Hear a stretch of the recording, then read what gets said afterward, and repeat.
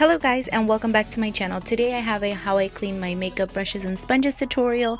I have two different techniques I want to show you guys, so if you'd like to see, please keep on watching. First technique I'm using is the bar of soap and the e.l.f. cleaning glove. I got mine at Walmart for $10. I believe you can also purchase it at Ulta. I start by rubbing the soap directly onto the pad so I don't have to worry about holding all three products at once. I just rub the brush through the different textures of the pad to ensure all the makeup and oils come out of the brush until the brush looks its original color again and the water is clean when you run the brush through it.